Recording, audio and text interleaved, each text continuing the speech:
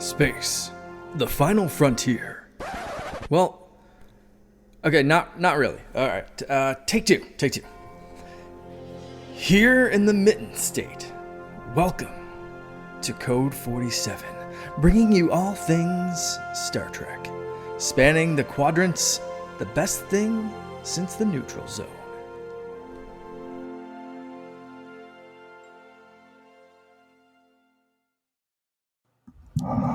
Back again in real time with the Code 47 podcast on the Secret Friends Unite podcasting network. After a whole month of being off because of Star Trek Las Vegas, even though my wife April and I, who did attend, one of my guests also attended. We jumped in and did a little bit on that, but that doesn't count. That's not what you tune in for. You tune in for a bunch of talking heads to talk about nerd stuff. That would be Star Trek. This is episode number 106. I am Charlie Carden, your Trek Lord of West Michigan, Captain Commodore of the USS Grand Petoskey in Region 13 of Starfleet International. I am joined by my esteemed colleagues at my extreme left. That would be Lieutenant Commander Missy Merchant. Good evening. Good evening, everyone. And in the center square would be Lieutenant Peter Stein. Hello.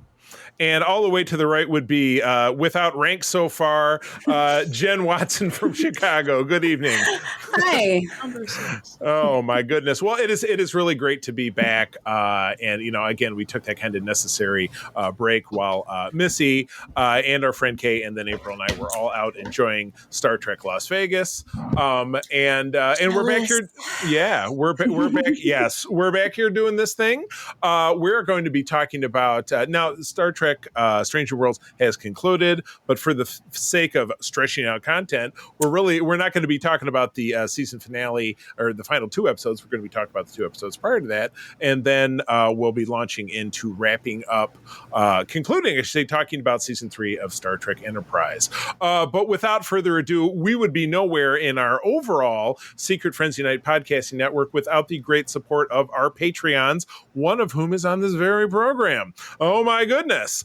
The Patreons are folks who do give us their financial support that gives us the opportunity to make additional great content. If you visit patreon.com/secretfriendsunite, you can get a free full week of listening to our shows. And then if you choose to stay on board, we would love that too. Want to give some love and respect on our BFF level to the Nias family, Sean, Stella, and Henry. And my friend Missy Merchant, who happens to be right here on this program, is one of our Patreons, and her pal Andy Milliken, as well as dear friend Jamie Prinky. So we are very grateful for all of that support. Keep on keeping on. Again, patreon.com/Secret Friends Unite, free 1-week trial to check out some of our fun content. So, okay, we actually have a news story. Several things obviously came out of Star Trek Las Vegas. Some people like Robert Beltran who were shooting their mouth off. We don't need to talk about that. But I would love to talk about the fact that we did get a clip from the currently homeless Star Trek Prodigy Season 2. This was a pleasant surprise, in the clip, which we've all had a chance to check out. It's obviously out there on the internet.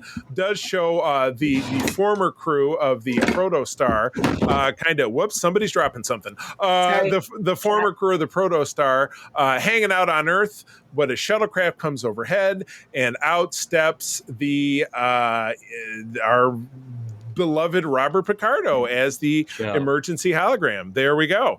New outfit because apparently all this time, that's all he had to do. And he flies them up to their new ride. I haven't watched clip and all that. It's the ship's still called the Voyager, right? They're getting on the new Voyager? Yeah, Voyager A. Yes, a new giant ship with a huge crew. They're doing the fly around just like we saw in that first episode of Voyager, that you get the little tutorial flying around the ship. This was great, but to me, very bittersweet, because this is a show that we don't know when and if we're going to get to watch it. Because again, I was talking about this over the weekend with some of our friends in the fan club chapter that we run when we were having our in-person meeting. Excited for the show, but it has to be sold to somebody. And right now, because of the combined strike, companies are burning through money. I don't know that anybody can afford to purchase this. So I don't know, but anyway, I was excited. What's the impressions, Jen? What'd you think? I thought it was cool. It's great to see the Doctor again. It's great to see Voyager again. It's great to see Prodigy again. I love Prodigy. I might be in the minority here, but I not at really all. enjoy it. I think it's a great show. It's great for kids. And I'm just really sad that it's not on Paramount right now. And I can't wait for it to come back. I know. Peter, jog my memory. We haven't talked Prodigy in a while. Where do you land? I liked Prodigy. Everyone likes to stick me in the disliker, but I liked Prodigy. Yeah, no, it's good, but again, just very bittersweet because we just don't know. I was slightly sad only because I was hoping for a different character. When it was like a new character appears, I was like, "Ooh, is it Lieutenant Kim?" No. Ooh, that would have been cool. I know. So I'm over the moon to see the Doctor, but I was like, "Oh, no, Lieutenant Kim. That would have been fun." I know. He'll probably show up later, but I know. Hopefully they all. Yeah, I was gonna say, even though they're going to rescue Chakotay at this point, they might just leave him there. He got himself into. And again, we don't really need to dig too deep into that. Missy, have you talked Prodigy with us in the past? I can't remember now. Very briefly, I guess I'll be the minority in that it's not my favorite. That's cool. I can dig it. But I was excited to see the Doctor show up. For the sake of Star Trek, I appreciate it in that aspect, that it is good for the kids. And I hope that having more of these little teasers of like, okay, we have Janeway, now we have the Doctor, who else can we have in there, might make some old Trek fan that has a boatload of money actually pick it up. some billionaire, some Bruce Wayne out there who's going to be like, and I like Star Trek and I fight crime.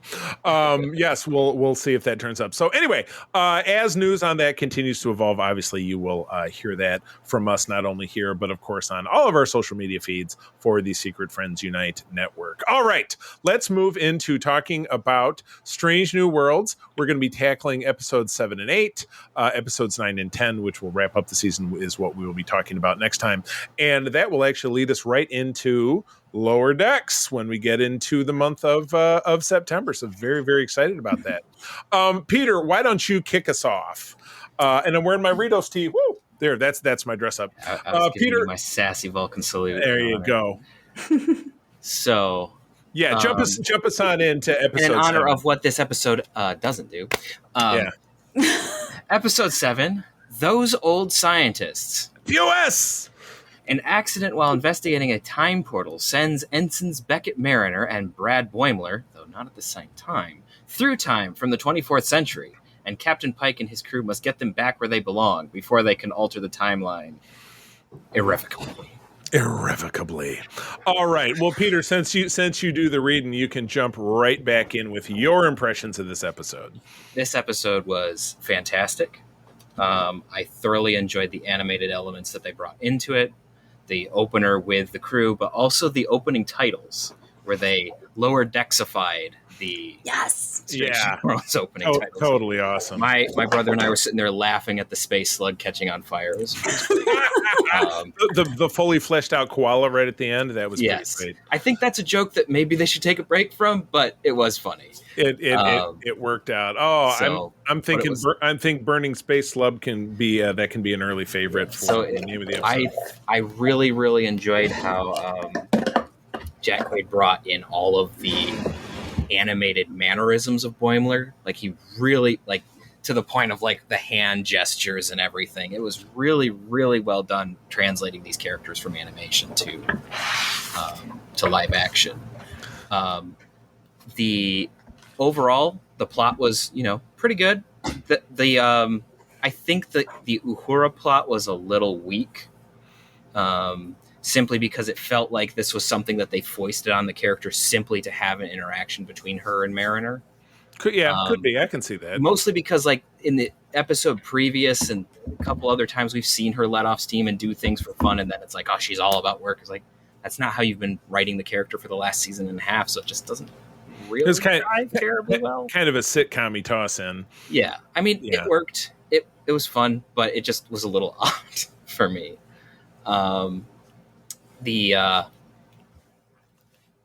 I know everyone's anticipating me saying this. The Spock bits are very off-putting for me. He's too smiley. I know. I appreciated Boimler's comments. I thought many of them. And so, but yeah, so it worked. And having the Orions was a fun little twist, and bringing in a TOS version of an Orion ship from what we've seen in the background from the remastered stuff was pretty great. Yeah, totally. So the one other missed thing that I think was when they had Pike talking with Mariner and Boimler. They were speaking in way too many vagaries, even though he made it very clear that he knew it was going to happen. Yeah. So, that's a stylistic choice. Yeah. But overall, solid episode. Rock and roll. Missy.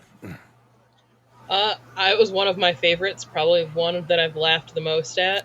Having met Jack Quaid at Mission Chicago last year, he really is Boimler. Like, you just so chat true. With him, and that's just who he is. Yeah. So it does translate really well from the animation to the live action, which I very much appreciate.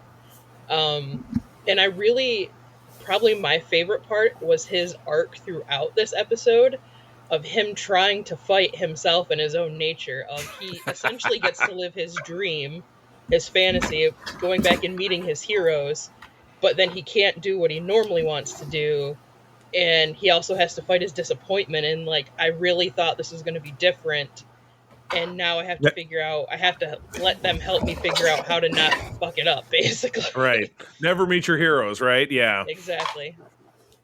Gotcha. No, I really do like that. Boimler's my favorite lower decker, and I really, really was happy to get to see this. And I think it'll translate to a lot of growth for his character when we get to see the next season. Next month. Here's hope. Here's hoping. You better believe it. All right, Jen, if you can come back to us. Let's have you. I cannot remember the last time I've been this delighted with a Star Trek episode. It was just completely delightful. Right. I loved it start to finish. The animated sections at the beginning and at the end, when we had the Stranger New Worlds crew animated as well, was really cool.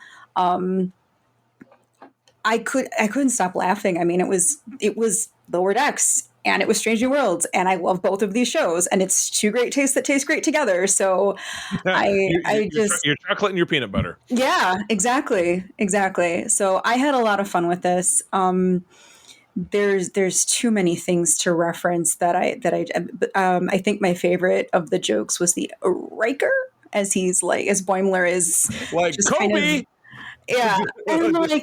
And the best part is Jonathan Frakes directed this episode, so he was right there when Jack Quaid improvised that line. So it was so much fantastic. Meta.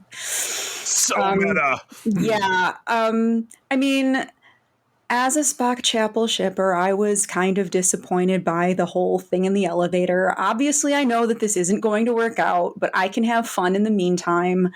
And that was just this like. I was disappointed for her. I was sad.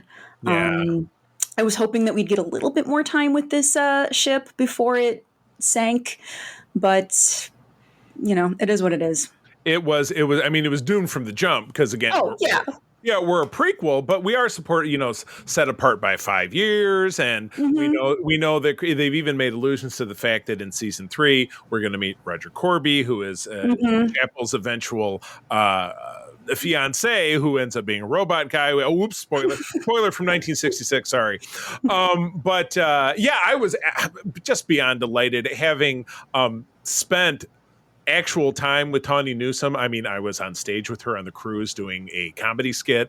I was the first person she bumped into when she was getting on the ship in Mexico, which she referenced when April and I saw her in line at Star Trek Las Vegas. She said, "I remember you guys from the cruise. I was carrying so many illegal drugs when I met you guys," and we just peeled off. That is really who she is in real life. She's a Second City comedian. She's from your hometown of Chicago, here, Jen. She is just a stitch. What a wonderful human being. There is no acting when she's Mariner. She's just Mariner. And I mean that in a complimentary fashion.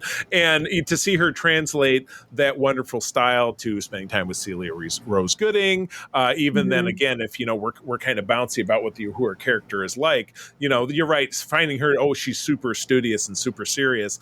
That's not the way the character was ever portrayed, in TOS that I can think of it, or in the films. But as Peter said, for the moment, it was kind of a sitcom-y moment. It was, the Simpsons have a dog for the purpose of this episode, or they have a cat, or they have a a badger or something. It fit the moment of the gag. So they nailed it. It was great as a one-off. The stakes were relatively low, but because obviously the things are going to go on.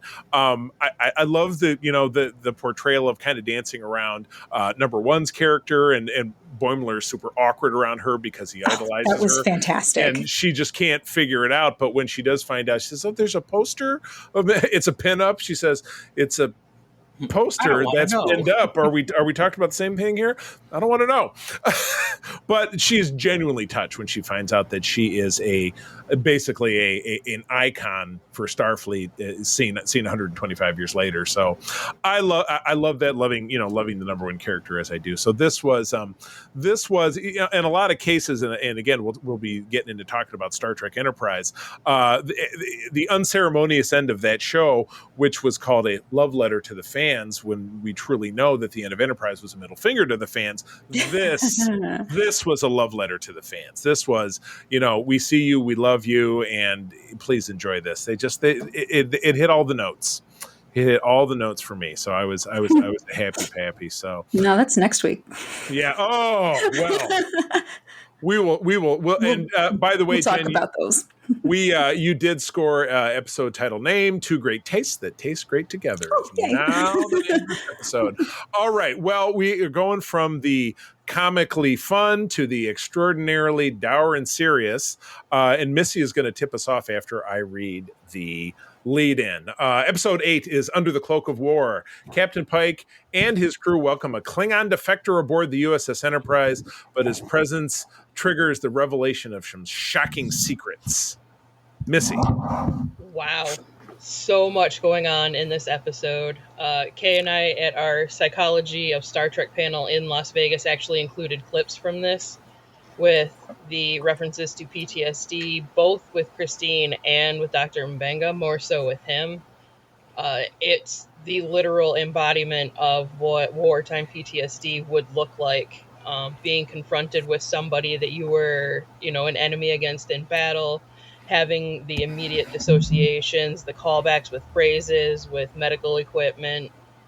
It brought tears for all of the right reasons because it was so clinically accurate, and you can't help but understand more about where both of them are coming from when they're dealing with various situations, with loss, with grief, with having to be in that situation.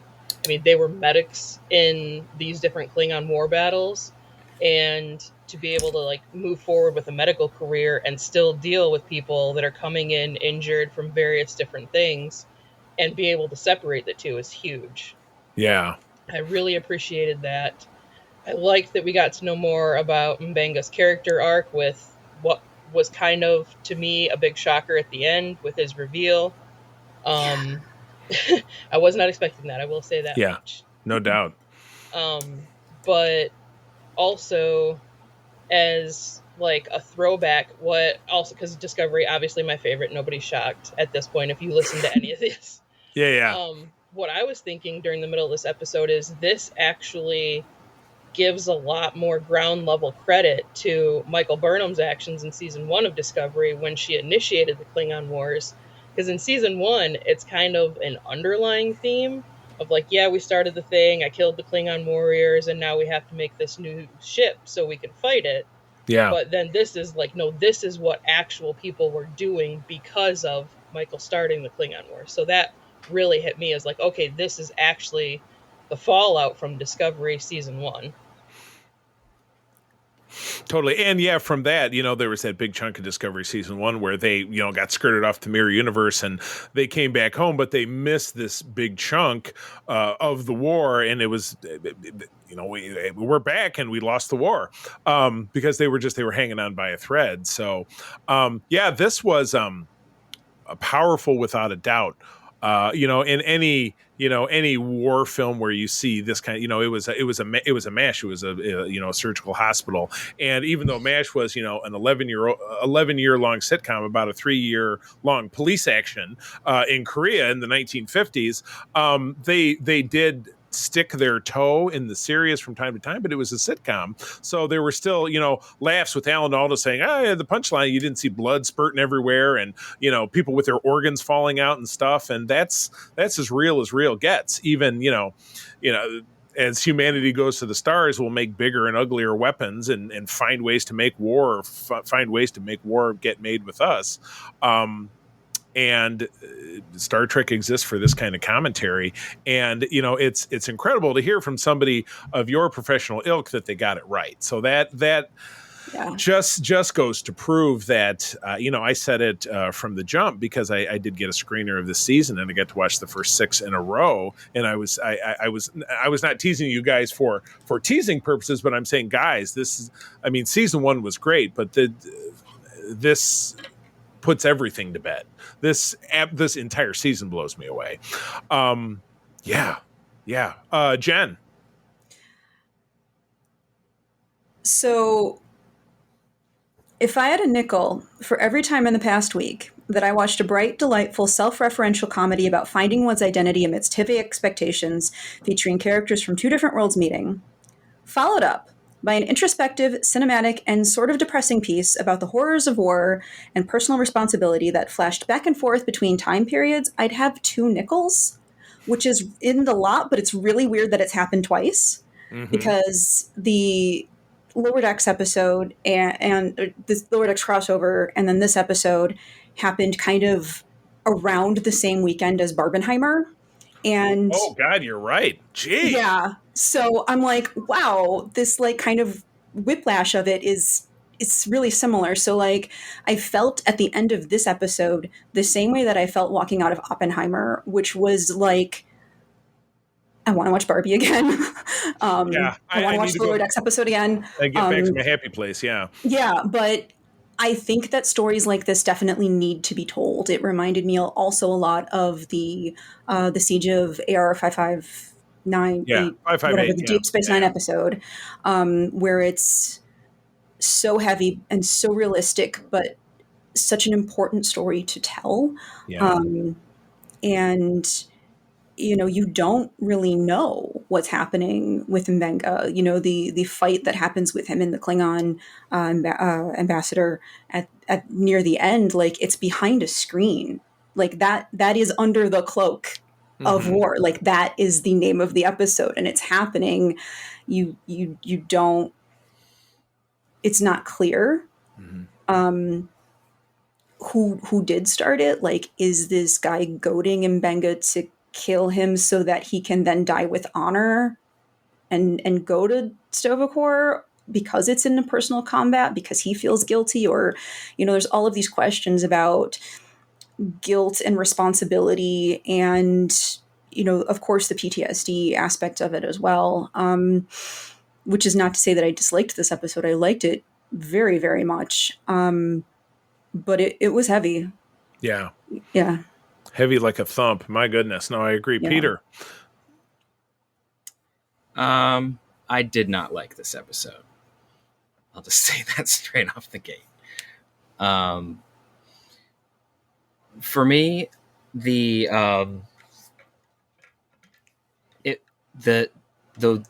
depiction of the PTSD was fine. I'm not going to quibble with that there. But for me, the resolution was much like how I made a comment about Elysian Kingdom in season 1, where the rest of the episode is great, but I wasn't a fan of the resolution. I didn't like the resolution of this one. If only because of the whiplash. between the two episodes.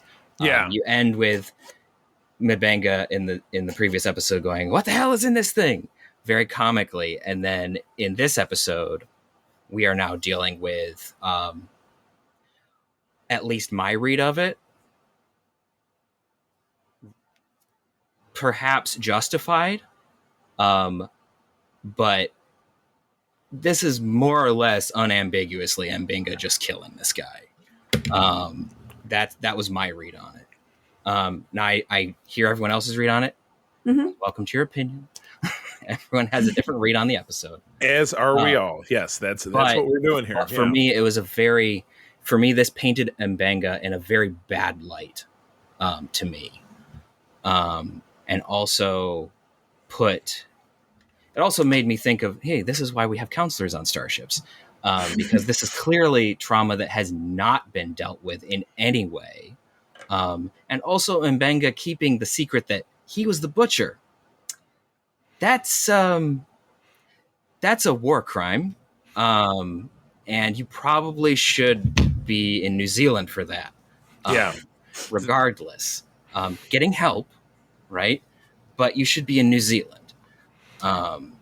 And so it was also interesting how Chapel seemed to be much better put together on it. Like, she still had her issues, but she was handling it much better than M'Benga was. And so just for me, it was a very interesting and strange take. Part of it might be I just don't like the grim darkness that Discovery went for in season 1, and this was a throwback to that. And I'm not a fan of grim dark Star Trek as much as I love Deep Space Nine.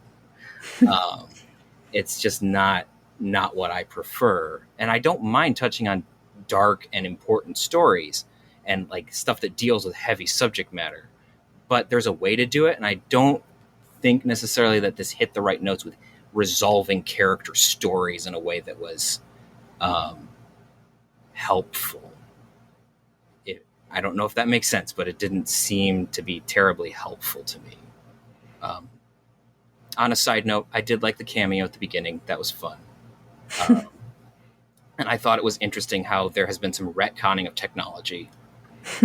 But yeah, overall, not the biggest fan of how this played out. The Klingon ambassador was just a very strange take. Yeah, I agree. I agree with that part. At least I thought he was a very strange character. And that actor on the tip of my tongue, because I feel like I've seen him in other things, but just has a very... I mean, he did a great job. Yeah, familiar vibe. Yeah, it was all incredibly well acted. But again, the thing that I took the most out of it, and again, being in Vegas and listening to Missy and Kay go through what they did, I took on such a great appreciation for the depth of that performance and for the quality of the writing that was built around it. But I found that to be so much more impactful than I'm kind of both ways. I wasn't crazy about the ending of it, just watching this guy go to, M'Benga until he ended up stabbing him. And at the end of it, I mean, it's really tough because we have our 3 core characters who are involved in the war, and we haven't really seen the depth of how Ortegas was affected. But that is that is potential story beat yet to come.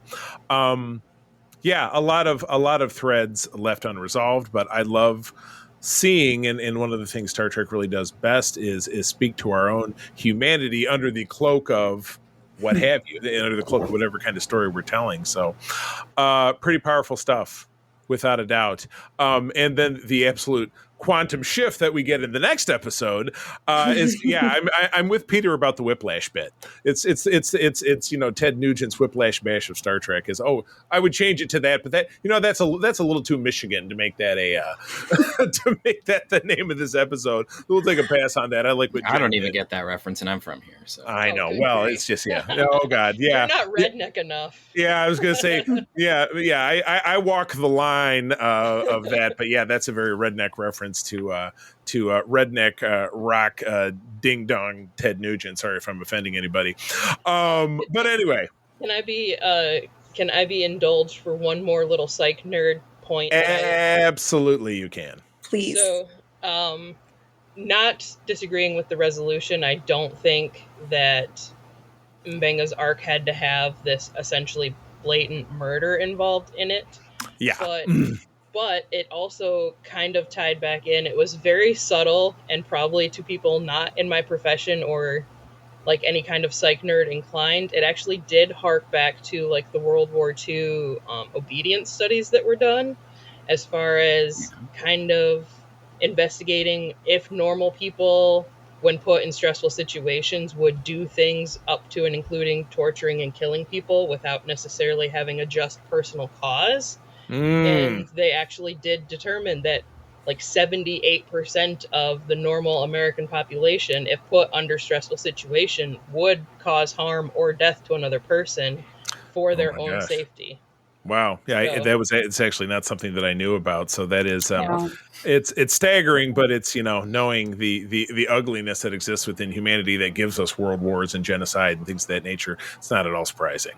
Wow. Boys, guys, this is some heavy stuff. And, after the pause here, we're going to jump into as much heavy as Enterprise was able to give us. So, guys, thank you for this. And again, we promise a little bit more happiness next week, even though we had a crazy episode and then we had kind of a heavy episode in the season. But we are going to bid adieu to Missy while Jen and Peter and I stay on board to take you through the end of Season 3 of Enterprise. Missy, where do people find you out there in the world? I'm on the socials, mostly on Instagram at MamaMerch33. Excellent. Very good. We will pause for station identification and we will be right back. Thank you for that brief commercial interruption. And I say that being that there's no commercial interruption. But we are back to take us through the end of Season 3 of Star Trek Enterprise. This is the end of a long road. From getting from there to here. That was the first really multi-part season-long, season-long arc that we had in Star Trek of any kind. And like any long form back in the day, hey, we got 24 episodes, we got 26 episodes.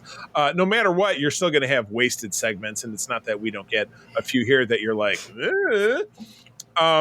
But we had some good ones. So, and Jen, I know that you homeworked up so you could join us for this. So thank you for doing that. Yeah, no problem. Because otherwise it's just me and Peter saying, well, I think, and we're all doing the same thing. So it's good to have that. So, all right. Well, we have the last 6.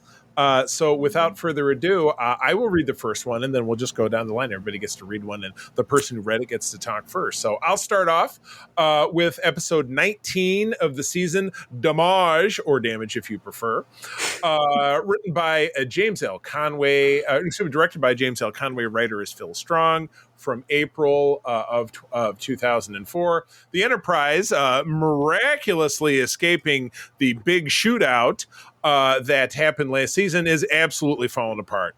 Exactly what Voyager should have looked like throughout most of that show. Basically, think about like Battlestar Galactica. So the Enterprise is now heavily damaged, and they need to seek a warp coil from an alien vessel that doesn't want to give it up. And the main alien is Casey Biggs, who is Damar. So you don't really feel bad when they have to rough him up a little bit. This is, it's a trope of Star Trek. In a lot of ways, it's a trope of any, it's time to make the impossible decision. One of my favorite shows I've talked about all the time that was airing at this time was 24 over on Fox. And every episode was it's an impossible decision. We have to do this thing and put this person's life on the line, or I've got a split second and these people might be gassed or nuked or something or blah, blah, blah.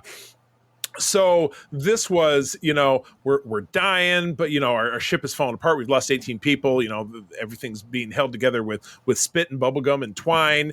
And, if we don't get this warp coil and we can't get a warp engine back, we'll have no chance of continuing with our mission, which is, vital to the survival of our species. So, Damar and you little alien dipshits, too bad. If we can come over there and pop you one, you can still, you'll be fine. You'll be fine. You can get home.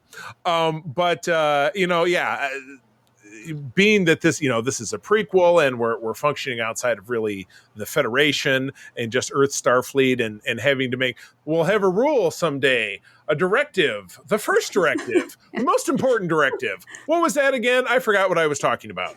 I think they played it well, and again, I've said this in Voyager every so often, you get the episode where Janeway's like, I'm going to go crazy, but then I'm going to bring it back to it. And Chakotay's going to talk me off a ledge. And there was no ledge talking on this one. Just they kind of did what they had to do. Nobody died that we know of. They full eagle jumped off of that. Yeah, exactly. Woo! So, I feel like they did what they had to do. And in Archer's place, would I do anything different? I mean, there were no rules when when your planet is going to get nuked and everybody's going to die. I mean, we saw what really, if things would move forward like that in, the episode Twilight, we kind of saw that's how things would have gone. If he didn't take the step. So, I'm totally on Team Archer on this one, so I don't know. Jen, what do you think? I understand that there were circumstances here, but I think Archer was just way over the edge in this one, and I think he kind of continues to be kind of over the edge for sort of the rest of the season, more or less. So I didn't agree with him at all, but I do think that karma came back for him in one of these later episodes, which we'll talk about later. But he did get his more than once. Yeah. So I think that the damage can refer to the ship, or it could refer to Archer himself, because he is kind of beyond that moral point at this point, where he is just going, we got to do what we got to do to get the mission done for the sake of humanity, and it is a rough spot for him to be in. I would like to think that I would not make that decision if I were in his position, but I don't actually know.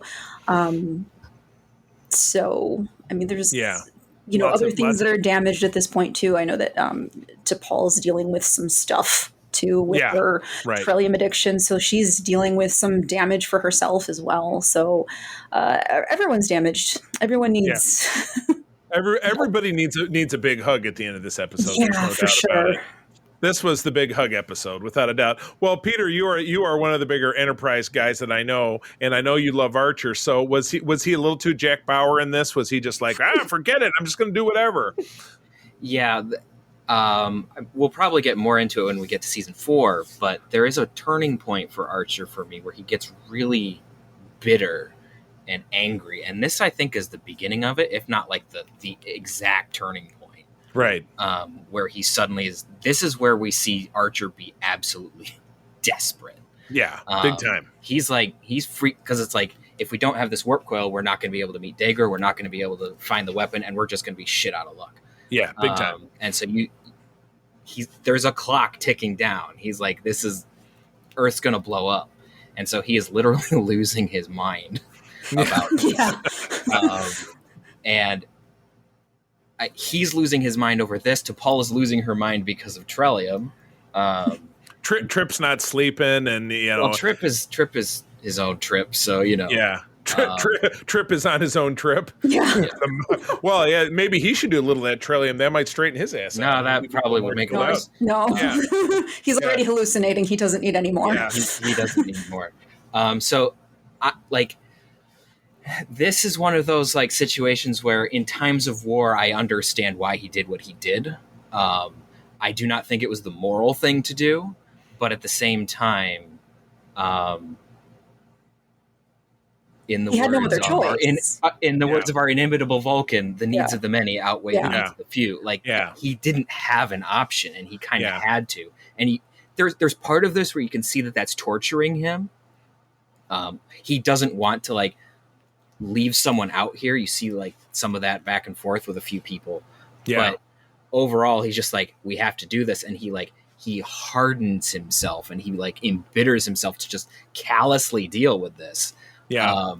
Which he has to, but it sucks for the character. And I think, Jen, to your point, I think that's part of what this episode is referring to. Right. Is the self-inflicted damage Archer has to do to himself to put the safety of Earth first before even his own good. and those around him, obviously, with stranding the Illyrian ship. But yeah, so this is a good episode, but it's tough. Yeah, very tough. Yeah, just pushed to the brink, and what choice do we have? Big time. Cool. All right, Peter, why don't you take us into episode 20? All right, episode 20. Oh, I was hoping to talk about the next one. Okay. Oh, you'll episode get 20, The Forgotten, directed by none other than LeVar Burton himself. Woo! Written by Chris Black and David A. Goodman. Captain Archer deals with the loss of 18 crew members and continues negotiations with 2 of the 5 Xindi species. So we have continued fallout from the Enterprise getting beat to hell. Right.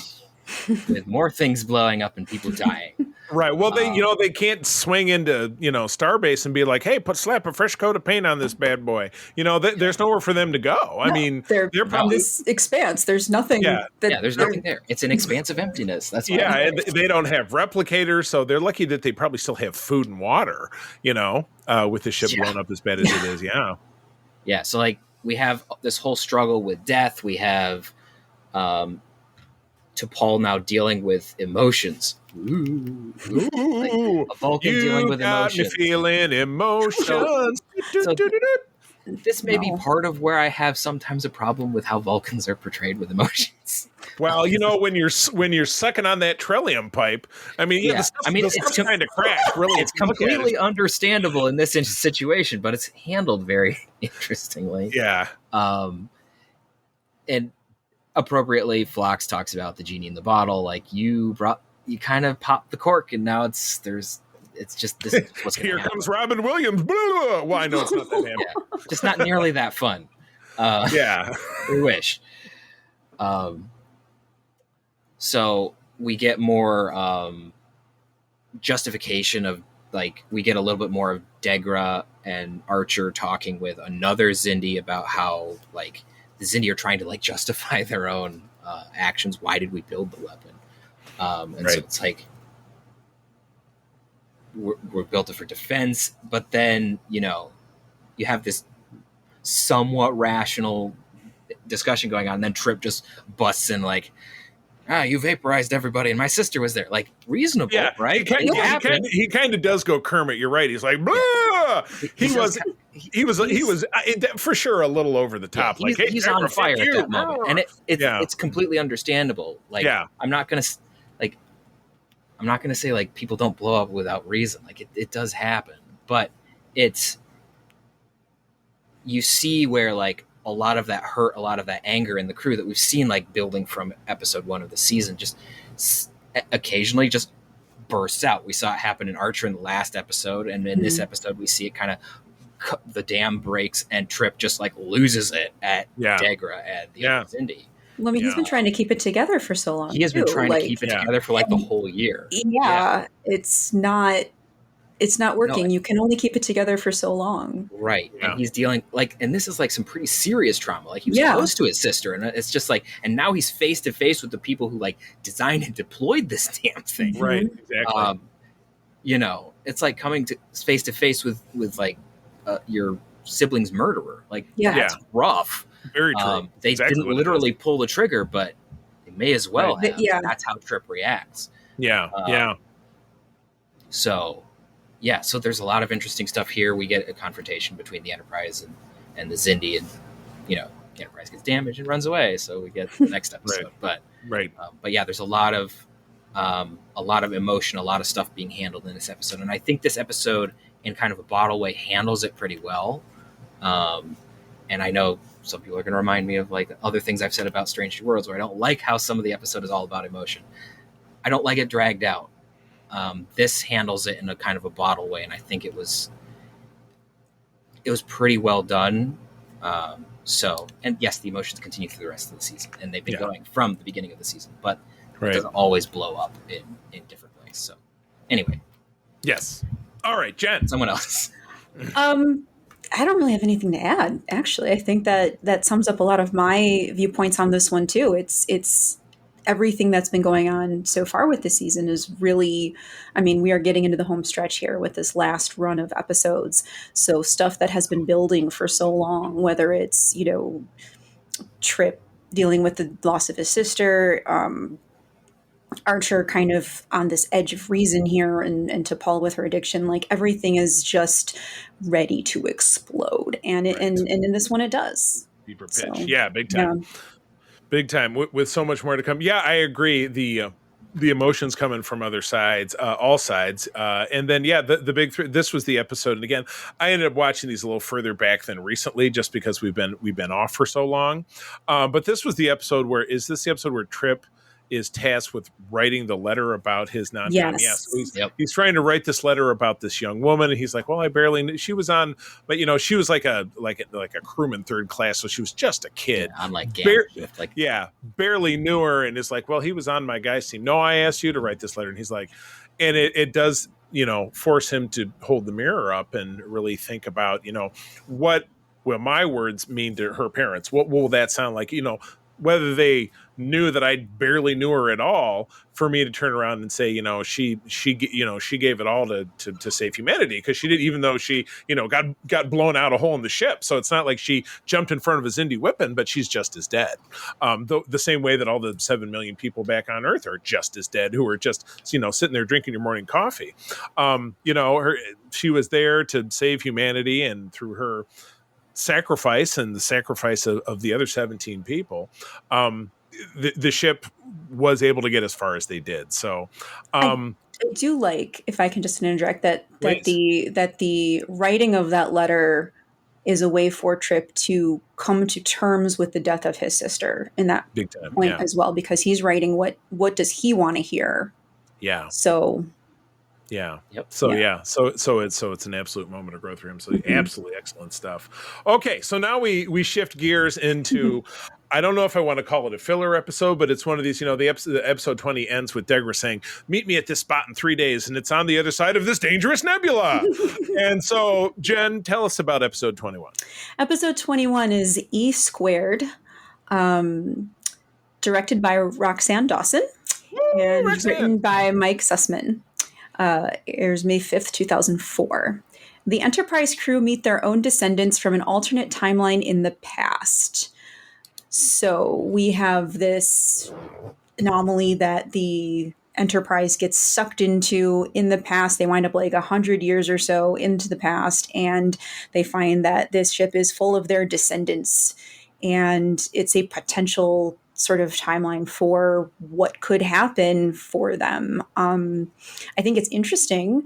It is another interesting step in the T'Pol and Trip of it all, where they're seeing this like, oh, in an alternate timeline, we could be together. You don't want to admit you got feelings for me.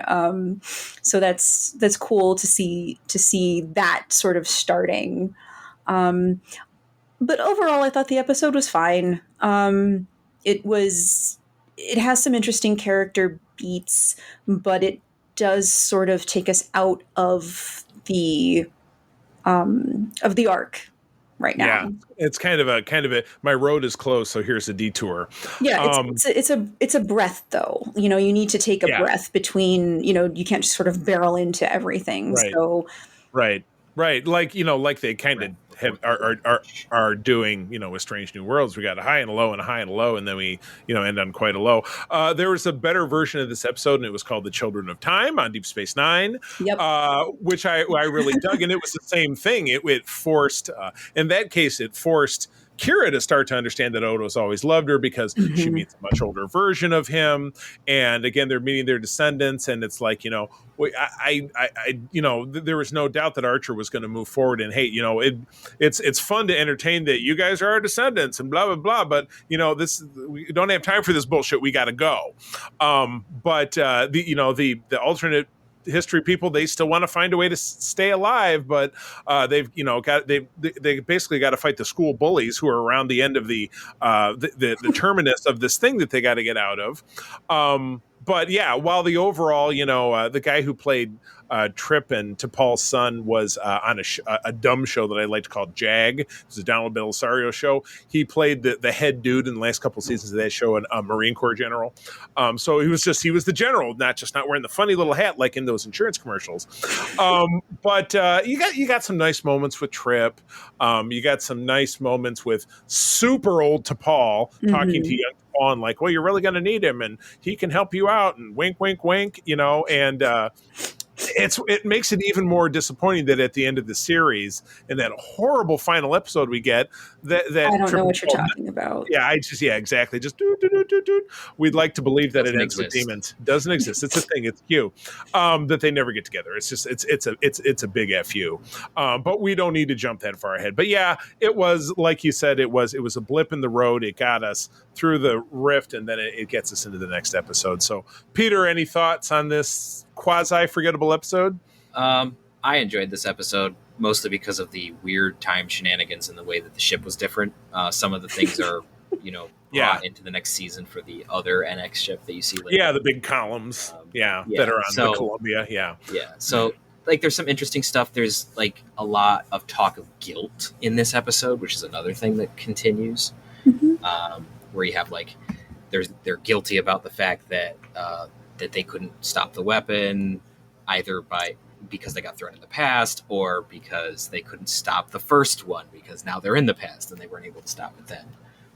So it's interesting to see how that all plays out. I did think it was kind of cool how they played on the fact that it's the exact same ship and so it appears as a sensor echo. That was right. How they that was cool. Like, hey, we've seen it. How many ships are out here? Because they think it's just another NX. Yeah, and then the sensor echo starts shooting at them. You're like, that was fun. Whoops, hello. So there's some good stuff in this episode. It is like, as you say, it is kind of a just let's take a breather and do something that's a little dumb.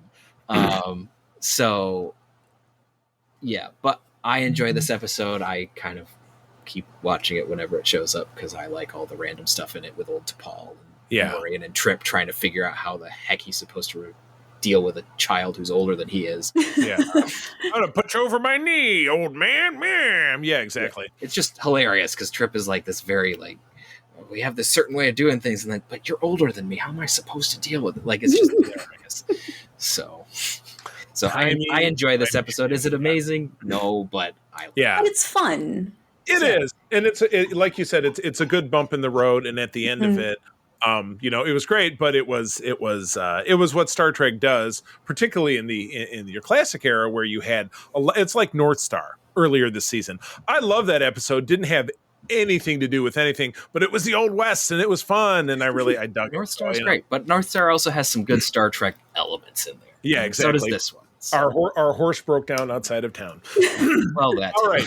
So the last 3 episodes are pretty much a 3-parter. So let's do this. I will blast through reading these summaries, and then we will just kind of talk about it as one big organic globule. So we have the Council plus Countdown plus 0 Hour. Our director is David Livingston, Robert Duncan McNeil, Robbie McDunk, Robbie McD. He always calls himself on the Delta Flyers, and Alan Croker, who is again a heritage director. And then we have Manny Cotto, Andre Boreamas, Chris Black, and then Berman and Braga as the writing team of these 3. So we have Archer and the gang reaching the Xindi Council, having a long, drawn-out conversation where we find out that not surprising, the insectoids and the reptilians really don't give a shit what Archer has to say. They really have a boner on to blow up Earth. So they're just like, you know what? He's lying. I don't really care what he's saying. And we're just, we're going to go off on our own anyway. And they break out. Archer gets slapped around a little bit, but he moves forward with bringing the aquatics onto their side, and the aquatics are the very stoic, well thought out. Takes 100 years for them to figure out how to make a decision, but they do eventually win them over. But in the time in between, the reptilians capture Hoshi because they can use drugs to make her hack the codes, because all 5 Xindi species have their own set of codes, and that's how they agree to get the weapon. Only in agreement can the weapon be activated. So they drug Hoshi, they get her to give her the codes, but of course she gets rescued in the appropriate requisite time and back on the ship. We start to see in these final couple episodes that not only are we pursuing to finish off the Zindi, but then we're also pursuing to deal with the Sphere Builders, which is the real, honest to God, villain of the season, because it's a Emperor Palpatine level fake out that we'll get them to kill the Earth people, but then we'll get them to kiss our butt, and then we'll steal all their space and kill them all so that we can live in your universe. Which you never, forgive me if I'm wrong, do we ever figure out why they want to live in our realm so bad? I mean, is it kind of like Wall-E and there's garbage all over their planet and they're like, we got to find a new place to go? If I'm remembering correctly, it's not terribly well defined, but it is kind of a, we're low on resources, I mean, it could simply be like an analog to, we need more breathing room. Right. Earth Hitler. Yeah, I got the impression it was just a conquest sort of that's thing. That's kind of more what they were going for, I think. Because, as you say, kind of an Emperor Palpatine vibe. They don't. Yeah. You don't always have to have sympathetic villains. Sometimes a villain is just a villain. And that's it. They want to take over the space because they want to take over the space because they want to take over the space. It's just this tautology of zero reason for. They're just the expansionist, It's the space alien that needs a mustache to twirl. There's no doubt about it. We get to the finale, which I absolutely love. It's action-packed. You get my great Archer, cool guys walk away from explosions, but in this case, he's running. Because, in the end, I love how he finally deals with Dolom and, click, boom! That was my favorite piece as well. But I'm going to save my thoughts for what happens after the jump by kicking it back to Peter, first and foremost. How did you like how we wrap things up? I thoroughly enjoyed this stretch. I think when I watched this the first time, because obviously I didn't watch it when it was running, I think I watched this back to back to back. Yeah, and I'm probably, in Jen, if I'm mistaken, let me know. I may have been the only person watching this when it was on for the first time. Yeah, I did not watch Enterprise when it first aired. I think the first season, and then I was in college. I didn't have time. Yeah, I was out of college and working, and so I, and I was single, so you basically have nothing else to, unless you're out doing anything fun, you're watching TV. So that's what I was doing. Yeah, so I watched these back to back to back because it was just like, holy cow, this is like, this is super intense. It just keeps going. It just builds and builds and builds until it's finally like, boom. Everything explodes and it's like, literally. Yeah. So one of my favorite moments, which I know is mostly just like a ship nerd thing, I really enjoyed how they're like, oh, how is Enterprise going to be there? It's so slow. And then the aquatic ship opens up and there it is. Here, buddy. It's a big space hug. Yeah, here comes the Enterprise. It was riding inside of another ship. Right, so, like the end of Voyager, following that Borg cube right into orbit of Earth and then blowing it up. Yep. So that was just kind of fun because they kind of like went around our hero ship's too slow to get to the finale. All right, we'll find a way around it. So, yeah, right. It's Star Trek. Like, we've got an app for that. Yeah, but it was great how like we continue to see like the conflict between the different characters, between Degra and Trip and everyone, and then Degra dies. Yeah. Well, he gets murdered, so he dies while getting murdered. He gets murdered. Yeah. But then the weird line, then Trip's actually sad about it because by then he was actually sort of made. He actually comes to realize, hindsight's 2020. Like, Degra was actually trying to do the right thing here. Right. Mm-hmm. And Trip starts to recognize all of those olive branches that Degra had kept on giving. It's this like not all Zindi kind of. Exactly. Which I know I've pointed out multiple times throughout the season, but it's kind of the culmination of that, where you have like Trip, who has been so personally hurt by the Zindi with the death of his sister, and like is the show's embodiment of that hurt and the hatred that all of Earth has for the Zindi, and you see him in the death of another who is dying on his behalf for all intents and purposes. He comes to a reconciliation with the Zindi, and it's a very like beautiful thing.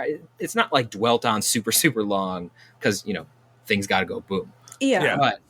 But it's really well done in the sense that they followed through with the Not All Zindi arc and had the conclusion of this staunch hater realizes these are people and they can change. And if they can change, Star Trek so is can all I. about.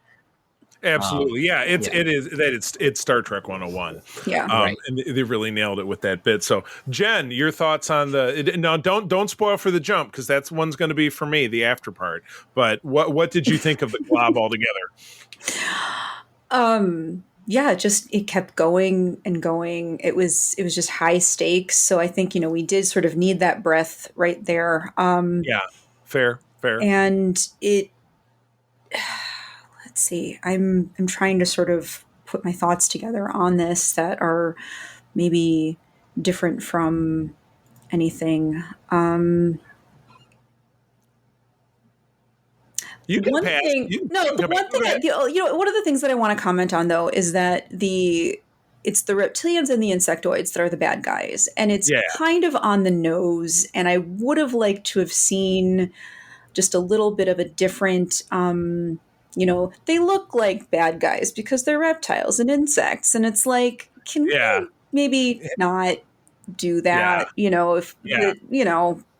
It's just snakes. a small. Why did it have to be snakes or lizards? Yeah, that's just a small thing. But the ones that look more humanoid are the primates and the boreals are the ones that are like on our side, and more then the mammalian. are right, exactly. Yeah. So it's a little for me, but it's one of those things where it's of its time. I mean, it's 20 years ago now, so we can say it was of its time, even though in a way it feels like it was not that long ago. Yeah. Only especially to those of us who watched it when it was on. Yeah. The CGI to make the insectoids, I think it holds up. But again, we are, I watched this on Paramount Plus. You guys, maybe you watched it on disc or you watched it some other way. But I know that Enterprise is one of the few series that exists in HD. We have TNG in HD. We have TOS in HD. The enormous costs to put those out there is sadly maybe not likely to happen for the other series, which sucks. But Enterprise, because of the way that was filmed, I believe it was converted over. I could be wrong. Yeah, it still looks pretty good on. Yeah, I mean the CGI holds up. Even the bits where you had the insectoid who was interacting with Archer and threw him backwards and held a hand down on him. It was one of those like, here, John, here, Scott, react, fly backwards, squirrel around a little bit. So, I think they did well with that. But it's 0 Hour is just, I tend to lump that and episodes 1 and 2 of season 4, which we won't get to talk about for about another year because we're going to have to go all the way around the horn, even though series get shorter. So we're going to get into TNG. That's where we're going to start.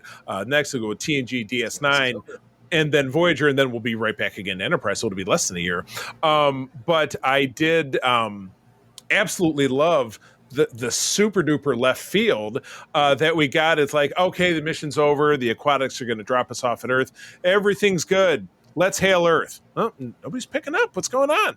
And right now, we think Archer is dead because he was doing his cool guy run. And then, it was a cut right back to the ship. And Reed says, Captain didn't make it, Trip. And, that we just really think that we have every reason to think that he's dead.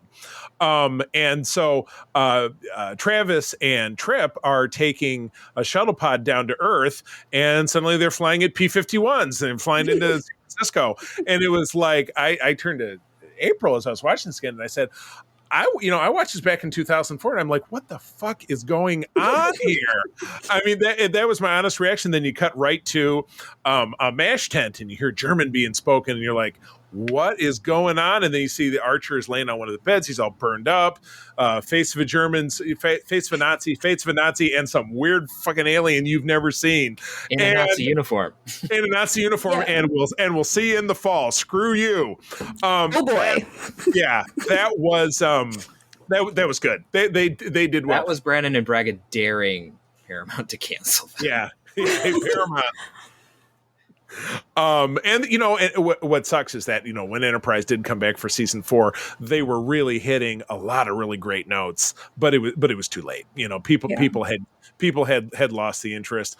Science fiction had become such a crowded playing field, but particularly with shows like Battlestar Galactica and the Sci-Fi Channel and stuff. Battlestar, Farscape, Stargate. There was just SG-1 and Atlantis were starting to come out. Yeah, it was time for Star Trek to take a big long vacation. So, okay, now Jen, I know that you weren't with us for the majority of this, but in your brain, thinking about over season 3, do you have? First of all, we'll go ahead and do a favorite of the pack, but then we'll potentially look at the season as an overall. Give me a favorite and a least favorite of this 6-pack.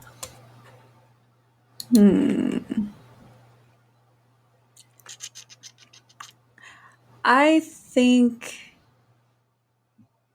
wow, it's hard. I think Damage might be my favorite because there was all of that. It's hard when all of these kind of all run together with the exception of E Squared. And like, I didn't hate E Squared. Yeah. So it's hard for me to say that there's a favorite or a least favorite. I think maybe I didn't love 0 Hour just because of the way that it ended with the whole 40s thing. I thought that was very bizarre. But that's why I loved it so much. I know. But yeah, no, I get it. That's the beautiful contrast. We've all got different opinions. Yeah, I love that. And and I would flip the script because I would say E2, while it was, the perhaps necessary speed bump going down this road.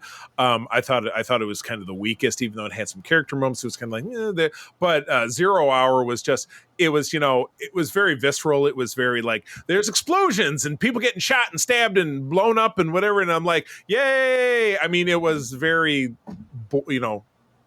guy of me to enjoy that. But the stinger, the stinger, when they get back to Earth, it's like, what?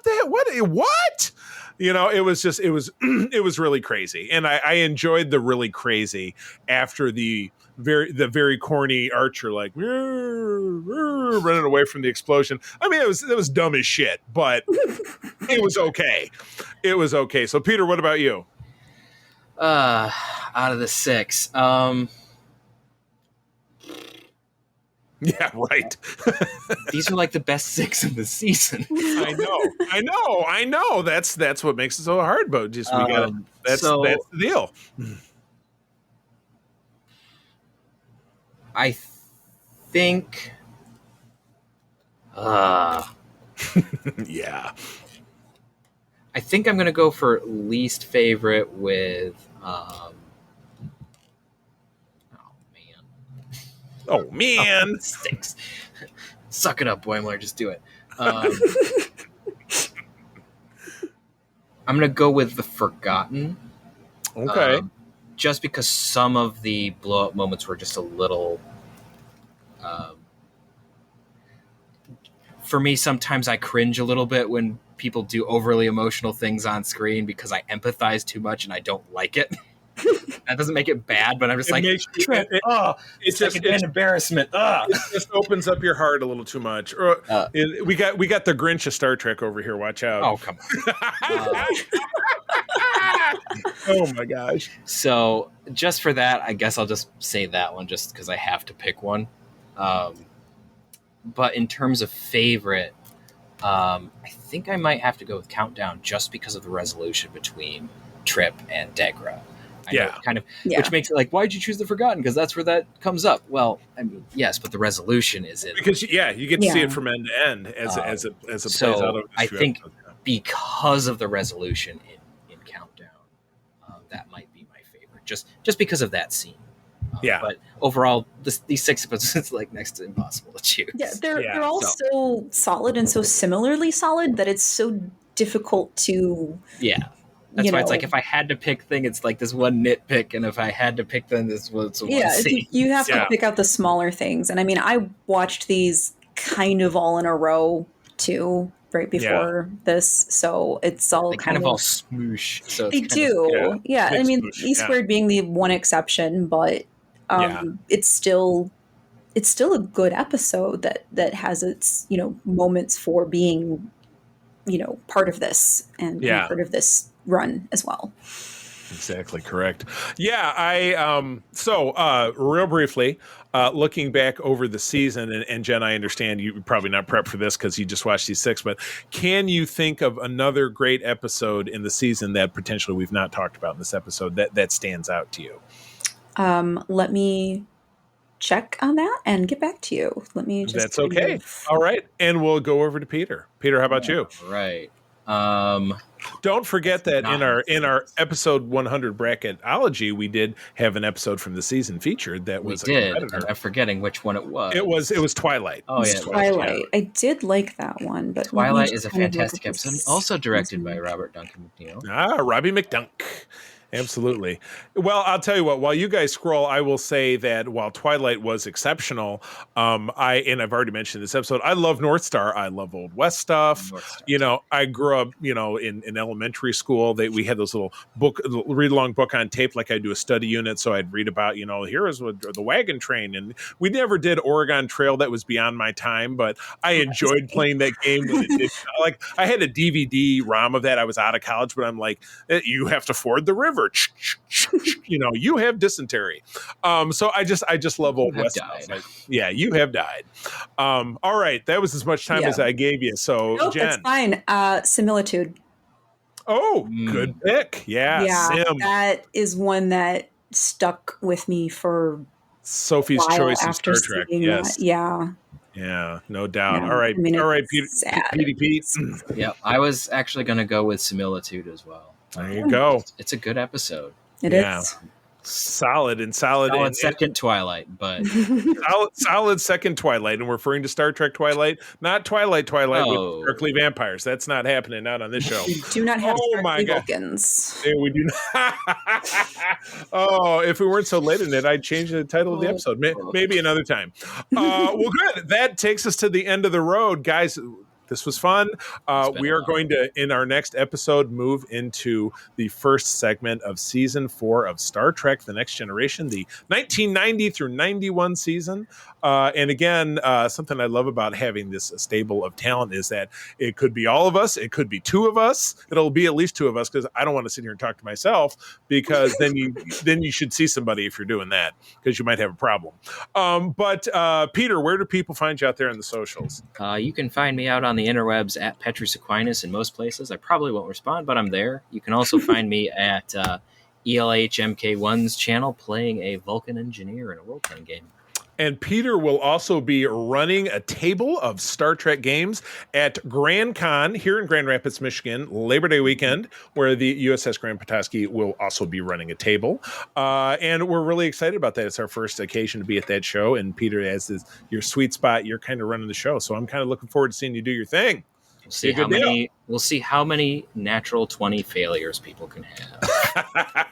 I don't even know what that means, but I bet it's the opposite of D&D. It's a D20 system. It's the exact opposite. 2D20 that's what it is, not 5e. So sounds brutal. Jen, where do people find you out there? You can find me at my Linktree, which is linktree.com/JenWatsonArt. You can find my Etsy shop, my Instagram, Facebook, and all of my other projects, which include some t-shirts and might be including some interesting writing coming up soon.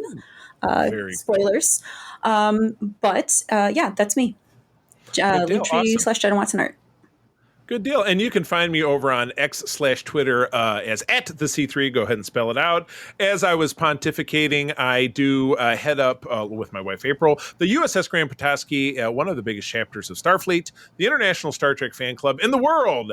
We are based right here in West Michigan, but we do have members all over the state. I also have the privilege of being the RC Regional Commissioner of Region 13, which is Michigan and Eastern Canada. If you're a Trekker within the sound of my voice in one of those places, please find us on the social media links and at our website. We'd be happy to help you connect with other Trekkers in your neighborhood. With that, I'm going to bid you adieu. Thanks for joining us. I'm going to tell you that sharing is caring and to keep on trekking. Be the Starfleet you wish to see in the world. Peace and long life. Bye.